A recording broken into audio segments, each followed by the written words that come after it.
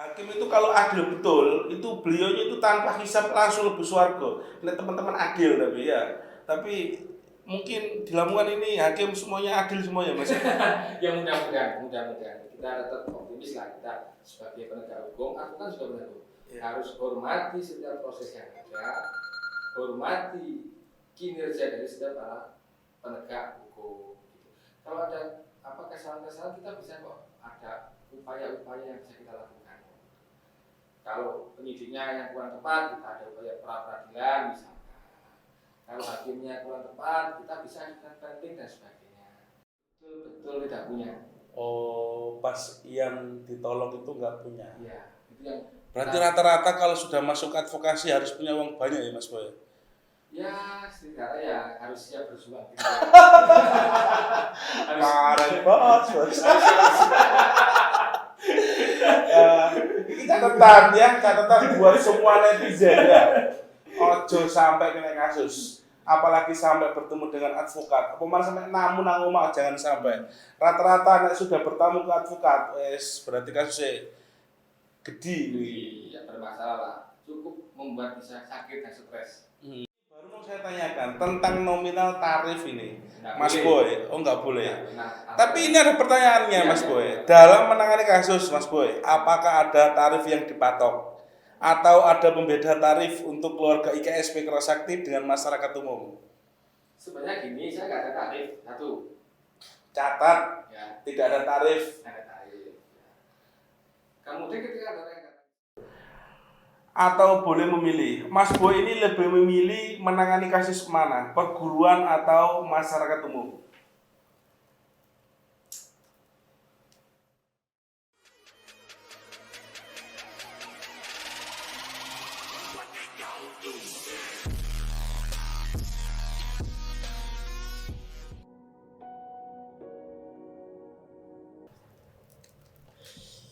Assalamualaikum warahmatullahi wabarakatuh. Salam Jinso untuk seluruh anggota IKSP Kerasakti dimanapun berada. Masih bersama dengan saya Gus Mahnun yang nanti akan memandu perbincangan kali ini. Dan kali ini kita akan kedatangan tamu yang super luar biasa ini. Ini adalah salah satu anggota IKS yang beliaunya ini lagi menekuni sebuah proses-proses hukum yang ada di Lamongan. Beliau ini juga penegak hukum, khususnya di IKSP Kerasakti dan umumnya untuk seluruh masyarakat yang notabene harus kita tolong. Ini lupa nama panjangnya ini. Selamat datang Mas Mahtum Yandi Abrori, Magister Hukum. Gimana kabarnya, Siap. Mas Boy? Siap, Mas. Ini panggilannya Mas Boy ini ya, panggilannya Mas Boy. Dan beliau ini juga adalah teman rekan saya satu pondok. Padahal dulu itu satu kamar, tapi gak kenal. Yo mungkin saya atau beliaunya yang kurang aktif di pondok. Kayaknya sih aku soalnya jarang di pondok. Jadi kemarin itu pas ketemu ya Mas Boy ya. Pas bertemu pertama kali saya ada kasus dari Sugiyo, minta solusi, minta masukan dan minta dikawal sama beliau. Setelah itu sama-sama menceritakan kalau dulu itu pernah mondok di Darul Mustagisin, lebih dekatnya di panggil apa namanya Mas? Pondok Ijo ya, Pondok Ijo biasanya. Pondok Ijo itu di Jalan Veteran kalau nggak salah utaranya Semasa. Jadi beliau ini kaget, dulu juga Pondok Ijo, saya juga Pondok Ijo. Nah orang ngerti, kamar sama nih Gerdi, katanya di selatan, sama-sama nggak taunya. Oke, selamat datang Mas Boy. Bagaimana kabarnya Mas Boy? Alhamdulillah sehat. Selamat. Aktivitasnya apa ini Mas Boy? Ya sama lah, seperti biasa, bantu-bantu orang gitu ya. Oke, Pak. Bantu-bantu orang iki le. Saya tadi ya, bantu-bantu orang. Oh ya, kali ini podcastnya ini diizinkan ini sama krunya, boleh ngerokok. Oke, terima kasih ya kru ya. Sebenarnya nggak ada sebelumnya. Belum pernah sambil ngerokok itu belum pernah Mas Boy. Boleh. Baru kali ini boleh. Oke, terima kasih. Oke, Mas Boy, aktivitas setiap harinya sekarang gimana Mas Boy? Saya hari-hari ini seperti biasa ke kampus ya. Dosen. Yang ngajar lah kecilan. Oke. Sambil bantu masyarakat. Dosen di mana ini Mas Boy? Saya kebetulan ngajar di Bilfat Siman sekarang. Siman sekarang. Jangan lupa ya, sekarang kan waktunya pencarian mahasiswa itu apa namanya Mas Bos sekarang? PMB, waktunya PMB. Kalian yang baru lulus SMA, SMK, Madrasah Aliyah bisa langsung daftarkan diri kalian kemana Mas Boy? Kali masih ada lagi Universitas Bilfat. Universitas Bilfat Siman Jaya, Sekarang Lamongan. Oh iya, Kecamatan Sekarang Lamongan. Oke, Mas Boy, ini ada beberapa pertanyaan Mas Boy.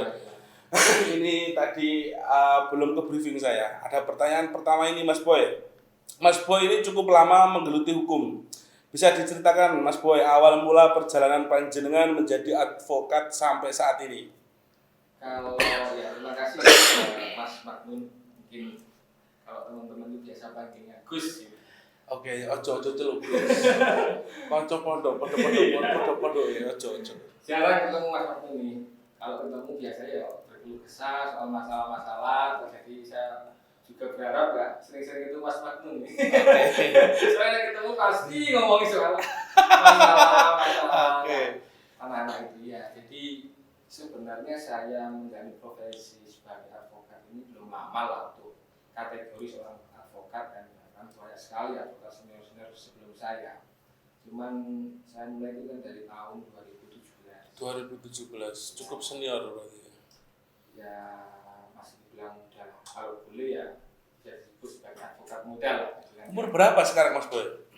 Ya belum kepala 4. Belum kepala 4 Re. Iya. Dan kalian harus tahu Mas Boy ini masih bujangan. Para netizen ya. Marketing.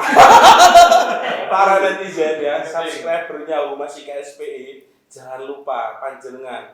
Ini khususnya untuk rondo-rondo aja dulu. Karena ini umurnya ini sudah 30 ke atas Re. Ini geleannya paling rondo-rondo, bukan gitu Mas Boy?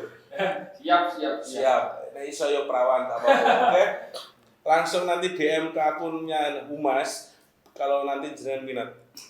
Ya, lanjut Mas Boy, gimana? Saya mulai ya ini. Iya. Latar belakang dari seorang advokat tadi karena memang background saya adalah sarjana hukum. Iya. Jadi pasti dong ketika sudah punya semacam keilmuan di bidang hukum itu harus teraplikasikan, terimplementasikan. Menurut saya. Nah, kenapa yang saya pilih adalah advokat?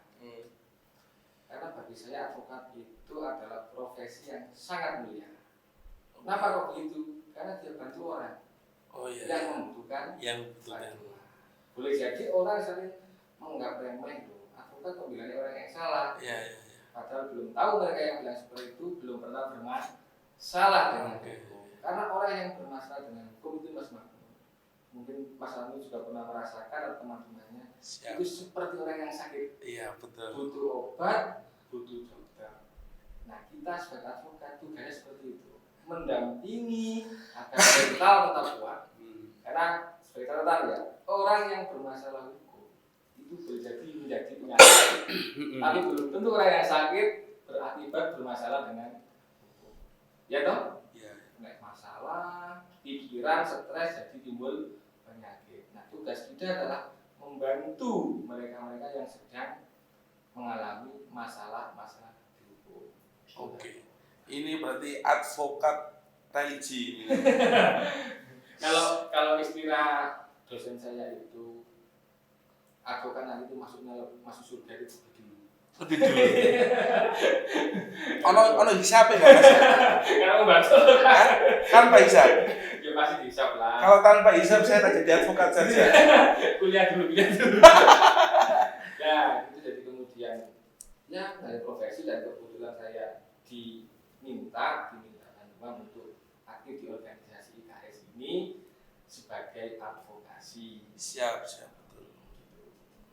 Lanjut Mas Boy, ini ada pertanyaan lagi. Lalu bagaimana Mas Boy melihat perkembangan dan penegakan hukum di Indonesia saat ini khususnya di Lamongan? Apakah mengarah ke hal yang lebih positif atau sebaliknya? Begini ya, terkait pendapat atau opini berkaitan soal penegakan hukum itu pasti jawaban itu sifatnya adalah subjektif. Apa? Subjektif. Iya. Kalau diminta buktinya mana, kemudian datanya mana, itu pasti susah. Kenapa? Karena melihat karena berbagai banyak faktor-faktor, Betul. ya kan? Boleh jadi aturannya seperti ini, ternyata dalam tataran praktek itu berbeda. Kalau dalam segi ilmuwan itu antara dasolennya seperti ini, dasennya seperti ini, berbeda antara norma yang diatur dan praktek-praktek yang ada. Nah, kalau bicara di Lamongan, ini penegakan hukum yang mana? Maksudnya atau Menyeluruh lah. karena hukum itu kan bicara hukum kan sering banyak. Orang nikah itu juga ada hukum gitu. Iya, betul, Tapi betul. boleh jadi pertanyaan Mas Magnum ini adalah berkaitan soal pidana. Ya, betul. Ya, orang terkena kasus kemudian harus dihukum atau harus diadili lah gitu. Banyak ada proses-proses. Nah, boleh jadi dalam proses-proses tersebut ada norma-norma yang kira-kira itu ditentang atau tidak sesuai dengan praktek yang ada. Nah, peran advokat di sana, bagaimana ketika seseorang disalahkan, dituduh bersalah, dia untuk diadili harus sesuai dengan koridor-koridor atau aturan yang diatur oleh negara ini. Iya. Oke, jadi Mas Bo ini benar tadi yang disampaikan. Advokat itu masuk surganya lebih dulu kalau adil, kalau benar-benar menolong. Ya itu serius itu. Saya tuh dulu pernah ngaji ya, di kitab usul fikih bahwasanya ini tapi hakim Mas Bo ini ya. Hakim itu kalau adil betul, itu beliaunya itu tanpa hisab langsung lebih swarga. Lihat teman-teman adil tapi ya. Tapi mungkin di Lamongan ini hakim semuanya adil semuanya Mas. Ya mudah-mudahan kita tetap optimis lah, kita sebagai penegak hukum, aku kan sudah benar harus hormati setiap proses yang ada, hormati kinerja dari setiap para penegak hukum. Gitu. Kalau ada kesalahan-kesalahan kita bisa kok ada upaya-upaya yang bisa kita lakukan. Kalau penyidiknya yang kurang tepat, kita ada upaya pra-peradilan misalkan. Kalau hakimnya kurang tepat, kita bisa ajukan banding dan sebagainya. Itu banyak instrumen di negara ini untuk mengatasi kira-kira kalau ada oknum, kalau ada penegak hukum yang kita melenceng dari norma-norma. Di polisi ada propam, gitu kan. Kita bisa kok seandainya dalam proses penyidikan, ini kita dirasa terlalu diintimidasi. Betul. Kita ada upaya namanya pengaduan ke propam, itu kira-kira. Itu Mas Anung. Oke Mas Boy. Saya sampai itu, sampai terlarut dalam agak tegang saya. Kenapa? Karena baru pertama kali ini. Iya. Saya jarang-jarang ke kantor, tiba-tiba diminta untuk mengisi nongkrong katanya. Mas Boy ini kalau saya ke rumahnya, Mas Boy itu orangnya pendiam, enggak terlalu banyak bicara. Ngerokok, ngopi, ngomong sak cukupe, mari. Enggak di sini. Beyo wis temenan. Masa gitu? Iya, nek kadung serius ini luar biasa. Pol serius tenanan. Lalu ini Mas Boy, menurut Mas Boy dalam membantu menjalankan penegakan hukum, apa tantangan terbesarnya Mas Boy? Di IKS atau di mana? Ya secara umum lah. Satu ya, kalau apa tadi? Bisa diulang? Beberapa faktor yang memberatkan. Iya, tantangan terbesarnya apa? Sorry. Ya. Kurang menangkap. Jadi kalau sebelah kami kan untuk menjaga kefokusan. Jadi tantangan satu ya, kita satu ketika ada masalah, ada orang yang datang ke kita, kemudian berkeluh kesah. Nah, tantangannya seperti ini, satu dari sisi orang yang berkeluh kesah itu juga faktor. Iya. Kedua dari faktor keluarga. Ketiga dari faktor si penegak hukumnya. Itu banyak kendala di sana. Tantangannya seperti apa? Contoh misalkan, sebagai advokat kita hanya bisa menasihati. Ya. Keputusan segalanya itu pasti ada pada klien atau orang yang sedang mengalami tersebut. Itu ya. Nah, boleh jadi si orang yang berperkara ini punya prinsip A, punya keputusan A, tapi keluarganya berbeda. Betul. Nah, itu tantangan. Mau kita mau kemana gitu kan? Butuh pertimbangan. Apalagi dalam konteks di Lamongan ini yang notabene kan mayoritas ini masyarakat pedesaan. Iya. Saya pikir Mas Aldo sudah tahu, ketika ada orang yang bermasalah, itu Pak Kades itu biasanya ikut. Karena menganggap sebagai warganya. Kadang itu terjadi polemik kebijakan. si kita yang sebagai notabene advokat atau konsultan hukum punya pendapat ke arah timur misalnya. Tapi boleh jadi yang orang yang peduli yaitu pemerintah desa atau keluarganya atau kerabat-kerabatnya punya keputusan ke arah barat.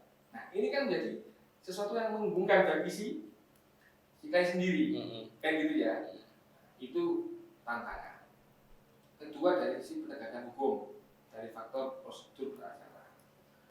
Terkadang boleh jadi si orangnya ini mentalnya sudah kena.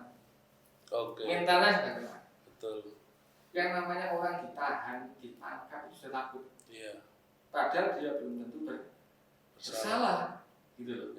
Nah, sebagai penasihat hukum, konsultan hukum, ketika diceritakan fakta-fakta yang boleh jadi menurut pendapat advokat ada potensi dia tidak bersalah, dia sudah takut, ya kan? Nah, mending mengakui itu dianggap mempermudah hukuman. Ini juga bagian tantangan juga. Maka ini PR kita bersama lah ya, bagi masyarakat khususnya kesadaran dari sistem hukum yang ada di Indonesia ini. Orang ditangkap, ditahan itu belum tentu bersalah. Banyak saya sering menangani begitu. Cerita ke saya terbuka kan, tidak merasa bersalah. Ya. Tapi tidak apa-apa kan, memang penegak hukum, polisi, jaksa itu memang tugasnya ya mencari kesalahan, menyalahkan. Kalau dalam sistem hukum acara ada namanya asas praduga tak bersalah. Tapi bagi penyidik, bagi jaksa, dia itu asas praduga bersalah. Di depan pemahaman jaksa, ya dia harus bersalah dong. Nah, gitulah kira-kira. Mental yang teman-teman ini yang kadang itu kena dulu. Mending mengaku aja lah. Nah, kan repot juga ya kan. Itu tantangan apa? Itu PR kita bersama. Karena selalu juga. Ini jangan sampai salah ngomong ini ya. Selanjutnya ini Mas Boy, dalam menjalankan profesi ada etika yang dijunjung menurut Mas Boy. Bagaimana menjunjung integritas sebagai advokat atau sebagai lawyer? Ya pastilah, itu pertama sebagai advokat profesi. Bukan maklar, bukan apa, tapi betul-betul profesi yang harus ada yang namanya kode etik dalam setiap menjalankan tugas. Satu yang penting kuncinya kita nggak boleh bohong. Kita harus jujur. Komparatif. Kalau menurut pendapat kita nggak boleh sepenuhnya harus menguntungkan si klien atau orang yang sedang terkonsultasi kita. Kalau menurut pendapat kita itu salah, ya sudah kita katakan yang sudah itu salah. Nggak boleh kemudian harus dikatakan mengenakan terus. Nah, itu satu. Kedua, advokat nggak boleh yang namanya ini menjanjikan. Betul. Nah, mentang-mentang yang namanya profesi ben laris, ben banyak klien, pokoknya kita pada orang yang bermasalah dijanjikan. Nggak boleh itu. Orang sakit aja dokter nggak berani menjanjikan kok. Ya kan? Ya toh? Yang penting kita berupaya sesuai pendapat kita itu. Ketiga ya hubungan antar para penegak hukum harus dijaga. Baik sesama profesi advokat, sesama penegak hukum, bahkan ke klien itu sendiri. Dan yang paling penting menjaga kerahasiaan klien. Yang paling penting. Saya nggak boleh bocorkan. Ada sopo ya, nggak boleh. Kenapa kok kasus kamu nggak? Harus betul-betul dirahasiakan. Baru saya mau menanyakan, sekarang menangani kasus apa? Kalau hari ini di beberapa sudah ada di Lamongan, ada di Perdata, masuk gugatan ada, di Pengadilan Agama sudah ada. Jadi berkaitannya masalah tanah, sering, kemudian ya teman-teman lah gitu kan, biasalah anak-anak muda yang lebih sering. Termasuk rame gitu advokat. Yang kalian catat, advokat itu adalah bukan maklar kasus, ya? Karena memang betul ya. Karena integritas seorang advokat itu adalah sejatinya adalah profesi, orang maklar. Selanjutnya Mas Boy, Sampai saat ini, apakah Mas Boy pernah menangani kasus yang paling berkesan atau paling buruk? Kasus apa Mas Boy? Di teman-teman IKS ya. Ya enggak lah, secara umum, ya. Nek secara IKS Mas Boy, mesti nih wong gelut ngono teh. Iya. Emang enek sing luwih berat apa jenenge yang paling buruk di IKS kasusnya ada emang Bukan selama ini? gini ya, bukan kasusnya ya, Hmm. tapi proses penyelesaian itulah. Iya. Itu yang kita punya kesan. Mungkin setiap kasus pasti punya kesan lah. Iya. Tapi dalam koridor misalkan secara umum, Iya. kita berkesan itu ketika kita membantu orang yang orang tersebut betul-betul tidak punya. Oh, pas yang ditolong itu nggak punya. Iya, itu yang. Berarti rata-rata kalau sudah masuk advokasi harus punya uang banyak ya Mas Boy? Ya, setidaknya ya harus siap berjuang. Gitu. Keren banget Bos. Ini catatan buat semua netizen ya.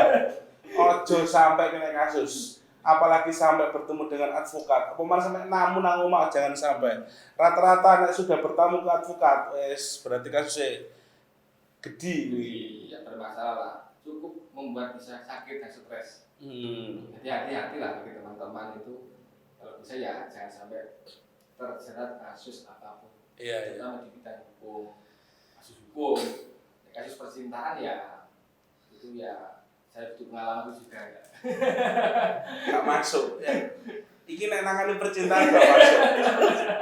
Urung tutuk kono. Tenang, nek percintaan aja rene. Aku wae advokasi nih, oke? Ya. Tapi yang kembali ya kesan itu gini. Satu ya orang yang tidak mampu. Terus kita tuh melibatkan orang banyak. Iya.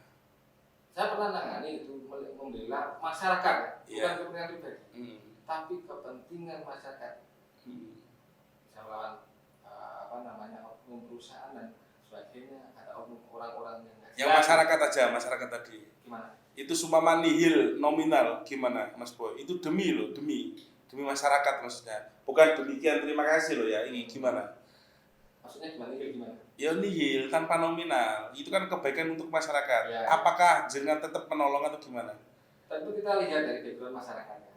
Oke. Kasusnya apa? Ya. Kayak gitu ya. Untuk mengatasnamakan masyarakat kita gratis yo. Sakno. Advokatnya. Ya lah. Oke. Ketika itu masyarakat kepentingan publik, kita bisa. Tapi pengalaman di Laren kita sudah pernah menghadapi gugatan atas kepentingan masyarakat, gitu kan. Itu sering kita. Kemudian penanganannya ketika orang kaya lah. Iya. Ini pribadi apa urusan tanah kok masuk ya. Apalagi orang yang punya jasa cukup lah. Yang jelas saya pribadi sih untuk dibilang tarif ya tidak. Ini baru mau saya tanyakan tentang nominal tarif ini. Nggak Mas boleh. Boy, nggak boleh. Nah, Tapi ini ada pertanyaannya Mas Iya. Boy. Dalam menangani kasus Mas Boy, apakah ada tarif yang dipatok? Atau ada pembeda tarif untuk keluarga IKSP Kerasakti dengan masyarakat umum? sebenarnya gini, saya nggak ada tarif satu. Catat, Ya, tidak ada tarif. nggak ada tarif. Ya. Kemudian ketika ada orang yang datang ke saya tanya dulu konteksnya apa. Iya, Dulu, misalkan analogi orang sakit butuh operasi, betul. gimana? Beda dong. Ya. Antara tubuh dikasih amoxicillin sama di penanganan operasi kan ya beda dong. Betul ya? Oke. Gitu ya. Jadi nggak semata-mata kemudian prodius, pada akhirnya nggak ada tarif itu nggak ada harga. Ini contoh kecilnya, ketika kamu nang terus padu atau perang karo pakmu atau mbokmu, ojo nang advokasi. Iku padha contone ngono pilek ngono, ojo nang rumah sakit. Wis to tuku no apotek iki enek pile. Bukan begitu Mas Bro. Iya, betul. Jadi nek kasusmu iku wis parah, gek nang advokasi le, ya. Ojo ite-ite padu karo tanggamu budal advokat, jangan. Tidak semua masalah hukum itu harus diselesaikan dengan proses hukum. Siap. Kita banyak sekali upaya-upaya penyelesaian masalah di luar proses hukum. Ada mediasi, ada musyawarah, ada negosiasi, banyak sekali ya. Iya. Ibaratnya kalau masih sekedar pilek lah, aku harus yang rumah sakit. operasi dulu. Kan cukup ya air hangat. Kan gitu. Oke, pilek budaya rumah sakit dioperasi. Irungmu dibuka diogro-ogro. Itu kesalahan terbesar. Anak-anak IKS sendiri sih saya terbuka 24 jam untuk konsultasi, diskusi, ngobrol silakan. Mau dikuliahi monggo. Oke. Sedikit banyaknya beliau ini pengabdian untuk IKS. Tapi ya delok-delok rek pengabdian nih. Kasusmu nek gede yo. Jangan sampai nol nominal itu jangan sampai. Oke? Selanjutnya Mas Boy. Mas Boy ini seringkali menangani kasus yang berkaitan dengan perguruan. Bisa diceritakan Mas Boy, serumit apa sih ngurusi perguruan? Satu ya. Kita harus bedakan dulu antara kasus perguruan dengan orang-orang yang anggota perguruan. Iya. Itu harus kita bedakan. Iya. Kasus perguruan itu artinya yang melibatkan kepentingan organisasi. Iya. Itu beda antara kasus teman-teman atau warga misalnya atau siswa atau apalah yang kebetulan dia anggota perguruan. Nah, berkaitan soal yang teman-teman ini ya, wah ini kan ada yang posisinya korban, ada yang posisinya pelaku, kan gitu macam-macam. Ketika korban kadang itu ya satu nggak paham prosesnya, dengan lebih saya itu pelaku. Kita sering kali itu telat dalam penanganan. Kita nggak tahu advokasi lah ya, sebagai organisasi lah ya, nggak tahu tiba-tiba sudah waktunya sidang dari kemarin. Karena apa? Harusnya di waktu di penyidikan itu boleh didampingi. Tiba-tiba kita akan ditangkap, gitu kan nggak tahu, kita nggak tahu sama sekali. Sebenarnya boleh teman-teman itu ketika ditangkap atau ditahan langsung segera hubungi lawyer atau penguasa hukum untuk didampingi dalam proses BAP di kepolisian. Takutnya saya nggak menuduh ini ya, nanti kira saya menuduh. Takutnya selama proses penyidikan ada hal-hal yang tidak sesuai dengan aturan. Nah, kalau didampingi kan kita bisa memastikan. Tapi organisasi saya pikir beberapa kali sih, dan itu tidak ada soal ya organisasi. Tapi kalau teman-teman yang di bawah ini nggak paham gitu kan, korban ada kan. Upaya kadang yang menjadi kecemburuan sosial kan begini, itu cepat ditangkap, ini kok lambat ditangkap, itu kendala. Kadang kita yang dianggap nggak bekerja itu kami gitu kan. Padahal semua kasus itu ada ciri khasnya masing-masing. Nggak semua kasus harus sama. Ini pelaku cepat, ini pelaku lambat itu tidak. Itu Mas Bagno. Jadi harus pahami pada teman-teman ya, saya akan disampaikan nanti pada bukan anak buah ya. Anggota lah ya. Tentu harus sadar ketika ada proses, ketika ada masalah hukum, ada proses. Teman-teman harus ikuti proses itu dengan benar. Jangan mudah, ya istilahnya itu ikut arus lah. Harus tahu dulu prosesnya itu seperti apa. Ditangkap perlu ada surat. Oke. Yang saya garis bawah ini ternyata penegak hukum. Bukan penegak hukum ya Mas ya. Apanya? Jenengan ini. Sama. Advokat itu sama dengan penegak hukum. Ya. Ternyata advokat itu yang saya garis bawahi setelah saya ngobrol banyak dengan Mas Boy, advokat itu benar-benar harus cerdas. Ya, seperti Mas Boy ini. Harus cerdas, harus mentalnya harus kuat. Iya, mentalnya harus kuat. Dan yang saya bikin nilai plus buat Mas Boy ini cara ngomongnya itu tenang, kalem. Nggak boleh langsung marah-marah atau nggak boleh. Terbawa suasana peristiwa nggak boleh. Kalau sudah pakai perasaan, pakai emosi, akal berkurang. Advokat yang dikerjakan itu otaknya, bukan perasaannya. Itu yang kalau menjadi resiko itu ketika perasaan sudah berbawa. Ngomongnya wis tidak karu-karuan. Oke Mas Boy, ini jika dibandingkan atau boleh memilih Mas Boy, lebih memilih mana? Menangani kasus perguruan atau masyarakat umum? Harus pilih. Iya, harus dipilih. Kalau nggak bisa dipilih ya perguruan. Gimana? Menurut Mas Boy ya. Satu batang dulu. Iya nggak apa-apa. Jangan satu batang. Podcastnya setelah ini pulang. Ya. Dinyalain aja terus dijawab. Iya.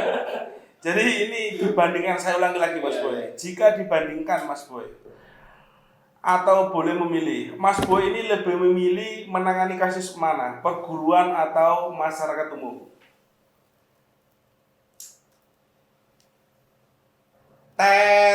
Menyerah angkat tangan Mas Boy. Enggak. Masyarakat. Oke. Karena IKS juga bagian dari masyarakat. Cerdas. Advokasi sendiri. Nah IKS ngaruhan masyarakat umum. Positif itu merasakan. Masa harus dibedakan antara teman-teman IKS? Warga IKS harus bermasyarakat. Iya. Kan begitu, harus aktif di masyarakat. Kebijakannya ini luar biasa. Jadi dia itu lebih memilih menolong masyarakat umum. Pada dasarnya masyarakat umum di dalamnya pasti ada orang IKS. Secara otomatis gimana Mas Boy berarti? Apalagi Tanpa aplikasi berarti? Iya, objektif dan sebagainya. Apalagi ketika IKS ini sudah berkembang. Ya kan? Itu yang kita bisa bertemu orang IKS. Karena sudah mana itu tugas Mas Makmum ini bagaimana bisa mengembangkan IKS ini. Oke. Ya, dia masih Siap. Berkembang gitu. Harus mendewasakan anggota lah. Iya, betul. Khususnya. Pertama kan kuncinya bagaimana IKS ini bisa baik di mata masyarakat. Untuk bisa dianggap sebagai masyarakat. Kalau IKS nggak baik di masyarakat pasti akan disisihkan. Dia tidak dianggap sebagai bagian dari masyarakat. Nah, itu tugas dari Mas Maknun nih, bagaimana mencetak kader-kader anggota-anggota yang siap untuk terjun berbakti di masyarakat. Kalau serius luar biasa Mas Boy ya. Nek kuliah warung ini gak ketoro. Yakin gak ketoro. Nek wayah ngene serius masa luar biasa. Oke Mas Boy, ini lanjut ini. Dalam beberapa tahun ke depan Mas Boy, apakah Anda melihat akan ada tantangan baru yang dihadapi dalam penegakan hukum, khususnya di kalangan anggota perguruan silat? Pasti Mas. Kenapa? Satu, entah secara sosial ya, saya juga paham kenapa kok ketika berbicara soal perguruan silat itu kan kok banyak bicara soal kasus hukum gitu, bukan seninya, bukan apanya. Tapi oke lah, itu fakta sosial yang kita hadapi. Yang terlepas begini, tantangan ke depan ketika hukum yang berbicara masalah yang dihadapi, kita nanti tahun 2026 itu tahun depan, undang-undang kita sudah baru, KUHP kita. Apa yang dirubah itu? Semua dirubah, pasal-pasalnya dirubah. Kita menggunakan KUHP yang sekarang. Boleh jadi ancamannya pun berbeda. Termasuk Mas Maknun, itu proses cara penanganannya juga berbeda. Nah ini DPR, asli ini Mas. Asli. DPR ini masih merancang KUHP. Saya potong Mas. Itu lebih mengenakan atau mempersulit? Yang mana? Ya KUHP yang akan datang itu. Yang jelas ini lebih semacam melambangkan jati diri bangsa kita. Kalau yang KUHP itu kan ciri khas Belanda. Ya. Contohnya apa? Di KUHP nanti ada yang namanya restoratif justice. Iya. Sekarang kan di KUHP nggak ada. Adanya baru direkam. Ada, tidak semua pelanggaran hukum, kejahatan hukum itu nanti bisa selesai di putusan hakim, tidak. Bisa diselesaikan lewat restoratif justice. Itu salah satu contoh. Itu salah satu perubahan yang akan datang. Ya. Nah, untuk substansi pasal-pasalnya pastilah. Tapi kalau pencuri ya tetap nggak boleh. Menghina juga nggak boleh. Tapi perubahan ya dulu kan pasal sekian, sekarang pasal berapa. Dan sanksinya itu beda. Ada kategorinya. Itu di KUHP. Saya usul itu kepada pengurus ini. Harus kita sosialisasikan undang-undangnya kepada teman-teman. Termasuk nanti ketika KUHP itu sudah disahkan. Biar tahu ketika teman-teman sebagai korban nanti caranya gimana. Ketika dari tersangka punya hak-hak apa saja. Nah, itu biar tahu nanti harus ada sosialisasi itu. kira-kira benar-benar terrealisasikan nggak Mas? Yang mana? Ya KUHP yang baru. Sudah. Cuma diberlakukan tahun 2026. Itu. Jadi sekarang masih kalau Mas Maktu mencuri ya masih pakai pasal yang KUHP sekarang. Tapi nanti kalau itu bisa beda. Berat sanksinya juga berubah. Ada kategori-kategorinya. Lebih berat apa lebih ringan? Sama, cuma tergantung kasusnya apa ya. Tapi gini. Contoh kecil. Di KUHP kan gini, sanksinya itu nggak langsung tercantum di pasalnya. Kalau sekarang kan barang siapa mengambil barang sebagian atau sepenuhnya orang lain, dipidana penjara paling lama sekian. Kalau KUHP yang baru itu masuk dipidana dengan kategori paling 1, kategori 2. Oh gitu. Nah, untuk masuk ke kategori 1 itu ada penyelesaian RJ. Tahu kan RJ? Iya. Nah, Mas Bro kan tahu lah, sudah sering mendampingi. Gitu.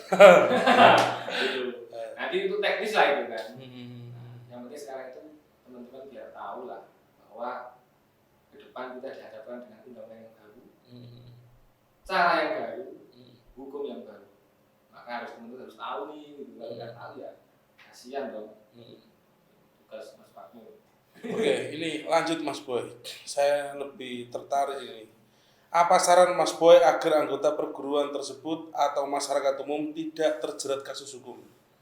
Tidak terjerat kasus. 1. Sadar hukum. Sadar hukum. Yang bagaimana itu Mas Boy? Sadar hukum begini. Pertama, harus tahu hukum. Ya kan? Setelah tahu, baru bisa sadar. Kalau enggak, bagaimana kalau kita bagaimana kita harus diminta sadar kalau kita enggak tahu? Kita banyak tahu, setelah tahu paham, setelah paham sadar, setelah sadar taat. Nah, pertanyaan biar enggak terima sadar harus taat hukum. Caranya gimana? Harus sadar. Nah, caranya sadar hukum harus paham. Nah, caranya harus sadar hukum harus tahu. Itu 1. Kedua, kita harus belajar menghormati dan menghargai antar hubungan manusia satu dengan manusia lain. Kalau kita punya prinsip bisa menghormati dan menghargai, insya Allah kita tidak ada polemik yang terjadi di sosial. Ada pukul-pukul, ada penganiayaan karena salah satu pihak pasti nggak bisa memahami. Karena nggak bisa menghormati dan menghargai. Itu. Ini urusannya dunia lagi. Kalau untuk urusan akhirat, ini ada satu kata-kata yang kata-kata mutiara ini Mas Boy. Harus tambahkan oleh Mas Boy. Jadi ini kan Mas Boy selaku advokat mengingatkan kepada kita ketika jenengan biar tidak terkena terjerat kasus hukum, jenengan harus sadar hukum. Dan untuk akhiratnya ini Mas Boy, ini jenengan juga harus mengingat bahwasanya jenengan itu juga bakal mati. Betul. Bakal mati. Kalau sadar mati, panjenengan tidak akan maksiat lagi. Jadi itu ya Mas Boy. Iya. Kilas saya ingat itu Mas. Sadar sebagai manusia. Oke, sadar sebagai manusia. Karena manusia pasti bakal. Yang poin kedua tadi apa Mas Boy? Apa? Yang poin kedua tadi menghormati. Oke. Kalau kita bisa menghormati, nggak gampang tersinggung omongan orang lain. Orang terjadi masalah dengan masalah orang lain pasti ada ketersinggungan. Oke. Kenapa terjadi ketersinggungan? Karena nggak punya rasa hormat dan rasa menghargai. Mas Boy ini bisa advokat juga bisa sebagai mubalek ini ya. Dalil nggak ngerti. Kapan-kapan loh nggak bisa. Ini pondokan keren. Jenengan ini setelah dari pondok itu kemana Mas Boy kemarin? Saya ke Jepara. Ke Jepara. Pondok apa itu namanya? Amsilati itu kita belajar cara membaca kitab kuning. Oh gitu. Bukan mempelajari kitab kuning bukan. Tapi cara agar kita bisa. Berarti iso bisa maca kitab kuning ini. Ya kalau dikatakan bisa nanti saya diundang kemana-mana. Feelingnya kuat. Jadi saya itu punya majelis, Re. Ini sedikit promosi ya. Saya juga ada majelis. Majelisnya namanya itu Majelis Taklim Ar-Rafi'i. Nek bosone Gus Ikdam iku ST. Apa itu? Nek awak dhewe iku ST iku Sabil Toba. Ya. Kalau saya AR. Jadi tulisannya iku bolone AR, Re. Isinya apa itu? Karaoke? Ngaji Oh, es, ngaji. karaoke muswingi. Saya sudah tobat saya. Jadi Apa? bolone AR ini Mas Boy. Ngaji ya? Ngaji. Kapan-kapan Mas Boy kita undang ke majelis kita, sedikit banyaknya ngisi ngaji di sana. Jadi saya juga punya akun YouTube namanya Gus Maknun Official dan jangan lupa di-subscribe ya. Sudah. Aja dipotong, brune yo. Iki style iku nak potong kok ilangi ya. Iklan sedikit ya. Jadi itu kanggo ngurip-nguripi majelis Qur'an. Ini Mas Boy bisa saya hadirkan ini. Karena dulu ini adalah rekan pondok dan beliau itu setelah itu melanjutkan ke Jogja ya, Mas. Ke Jawa Tengah. Oh, ke Jepara ya, ke Jepara. Tapi ya khususnya kita mendalami ya bukan mendalami seperti itu Mas. Akhirnya jatuhnya ya sekolah lagi sampai kuliah ke hukum gini. Kurang sak frekuensi berarti. Kalau belum jadi mendalami kitab kuning itu ya wis mungkin ya nggak jadi sarjana. Tapi lebih sangat seperti ini Mas Boy. Jadi dasarnya itu penuh dengan agama Islam. Jadi ketika waktu jadi advokat, panjenengan itu bisa memilih dan lebih bijak, lebih toleransi ketika menghadapi kasus-kasus yang ada di Lamongan. Oke, Mas Boy, ini pertanyaan terakhir Mas Boy. Apa masukan dan saran bagi generasi muda yang ingin bergelut dalam bidang hukum, termasuk anggota perguruan silat IKSP Kerasakti? Yang betul berarti yang betul benar ya. Satu, mentalnya harus kuat. Ketika bicara hukum, kita dengan dokter. Iya. Ketika bicara sebagai advokat atau penegak hukum, pasti akan ada pihak yang tidak disenangi. Nih dokter pasti satu keluarga semangat, betul ya. Tapi advokat ketika menghadapi klien pasti ada pihak yang tidak suka dengan kita. Jadi wajar harus siap juga memahami diri sendiri bahwa kita hidup ketika menjadi seorang advokat tidak akan semua suka pada. Nah, ini pengen disukai semua orang ya jangan jadi advokat. Tidak bisa. Gitu ya. Iya pasti. Kedua, saya potong dulu Mas Boy. Sampai detik ini jenengan jadi advokat ada nggak koyo ngono mau? Nggak disenengi. Sering. Makanya harusnya. Iya. Itu yang saya mau jawab yang kedua. Setidaknya harus punya modal apa? Bela diri. Oh gitu ya. Ya, penting. Jagani. Jaga. Nek ra seneng terus ngejak gelut, kene iso gelut ngono ta. Ya setidaknya punya polo lah. Minimal dia polo. Berarti Mas Boy ini dekengane Kerasakti. Ora gelut polo. Tapi selama ini Mas Boy pernah gelut gak karo klien? Yang tidak mensukai. Klien. Enggak pernah saya enggak pernah dengan klien atau mantan klien. Sebenarnya musuh advokat itu siapa? Klien itu sendiri. Klien itu sendiri. Kalau sekali kita tidak hubungan baik dengan klien, nah, itu yang baik. Pernah diajak gelut sopo Mas Boy? Selama menangani kasus-kasus? Ya. Belum pernah. Enggak perlu disebut baik itu kan. Duh, pernah berarti? Ya namanya advokat profesi pasti banyak sering kali ancaman. Salah kita menangani ini, lawannya nggak terima. Nah, apalagi kita sedang berurusan dengan orang yang kuat gitu kira-kira. Aduh, malah mentalnya harus betul-betul kuat. Makanya modal bela diri itu harus yang ketiga itu moral. Kalau kita punya moral, kita yakini kita benar, kita lurus di jalan kebenaran. Mau enak, jalan itu enak. Itu modal ini aja lah, nggak perlu banyak-banyak. Disosialisasikan kepada teman-teman barangkali. Bergelut gitu, tapi syaratnya harus kuliah hukum dulu. Masuk Bilfat. Masuk Bilfat. Kalau mondok ini ya pondoknya di sosialisasikan. Iya. Kalau mondoknya bisa di Pondok Ijo Darul Mustaqisin. Bukan begitu Mas? Jarang. Ya ada rutinan malam Senin di sana. Kapan-kapan kita ke sana bareng sama Mas Boy. Ya biar kalau ketemu nggak masalah terus. Ya kalau ketemu nggak masalah terus. Sering-sering hiburan. Oh iya, biar ketemunya itu nggak terkait masalah hukum. Iya, saya ketemu Mas Pak itu ujungnya ya. Kali ini kan kita ketemu nggak ada masalah. Oh iya. Sering-sering kayak gini lah. Oke. Dan jangan sampai setelah ketemu kena masalah, jangan sampai. Alhamdulillah min dzalik. Oke, terima kasih Mas Boy kehadiran panjenengan di program kami podcast Salam Menyapa. Semoga obrolan kita tadi manfaat khususnya buat panjenengan semuanya, para netizen, para subscriber akun Humas IKSP Kerasakti Jabung Lamongan. Oke, saya Gus Makenun dan beliau Mas Boy. Ya. Ngomong Mas Boy. Gimana? Ya saya Mas Boy. Oh gitu. Iya. Saya Mas Boy. Oke. Saya Mas Boy. Terus mana?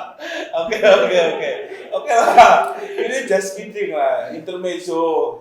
Dan tadi kan kita sepadan sama Mas Boy. Oke, cukup. Terima kasih panjenengan semuanya sudah menyimak obrolan kita bersama Gus Mahrud dengan Mas Boy. Beliau adalah advokat yang memang ranahnya itu luar biasa sekali karena backingannya itu dari KSP Kerasakti, dan yang kedua karena backgroundnya beliau ini adalah salah satu santri di berbagai pondok. Lupa tadi alumni mana saja, yang jelas alumninya kalau dengan saya di Pondok Ijo. Oke, terima kasih. Salam Jinso untuk seluruh warga dan pendengar KSP Kerasakti dimanapun panjenengan berada. Assalamualaikum warahmatullahi wabarakatuh.